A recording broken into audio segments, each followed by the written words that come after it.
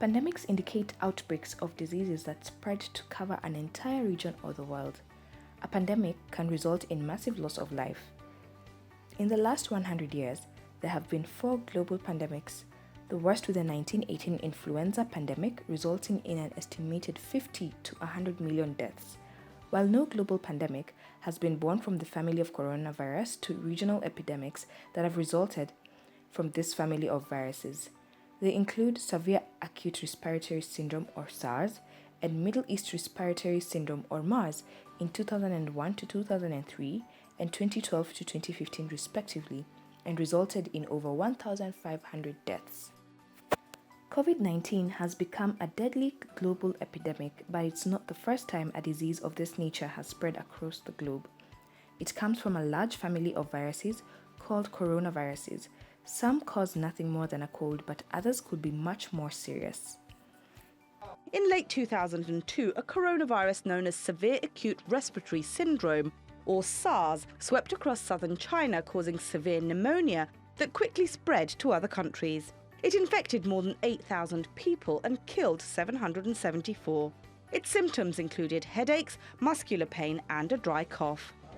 In 2012, another coronavirus named Middle East Respiratory Syndrome, or MERS, began affecting people in Saudi Arabia. The World Health Organization counted nearly 2,500 cases of MERS and more than 850 deaths.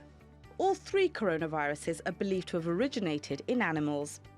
Scientists say most of their RNA genomes, that is, their basic molecular structures, are the same. The RNA genome is about 82% identical as the SARS virus. That's good news because then the experimental inhibitors that my group and other groups have developed will work also against the new. The challenge now is to identify the precise genetic differences between this new strain and SARS and MERS. We really need to understand this virus, of course, where it originated and how it jumped to humans, but also about its transmissibility, the age groups that it affects, what are the underlying conditions. So far, around 14 genetic sequences for the virus that causes COVID-19 have been identified, but there may be more. This information can be used to create a vaccine. That's something that could take months or even years. But the good news is, with time, the human body can become immune to most coronaviruses. These RNA viruses are self-limiting.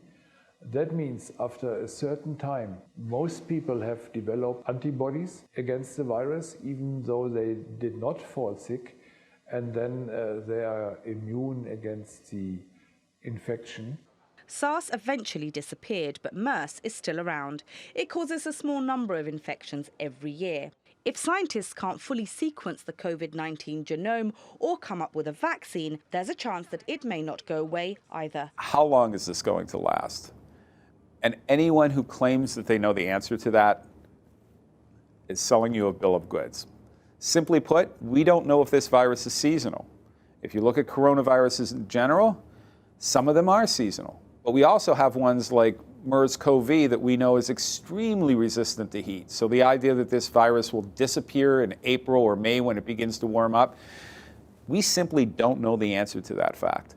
So how long is it going to take? What we expect as epidemiologists will happen is the virus will slowly circulate through the community, and at a certain point, we will get what we call herd immunity. And herd immunity means we've infected so many people that when the virus encounters people, they will already have antibodies protecting them. So for most of my colleagues, I think we all agree that this virus will be with us for the next year, and we will continue to see more and more cases. Right now, our hope is that we do what is called flattening the curve, which is delaying infecting large numbers of people so that we have the opportunity to develop effective vaccines. And we also understand how to more effectively treat this virus when it does manifest serious symptoms.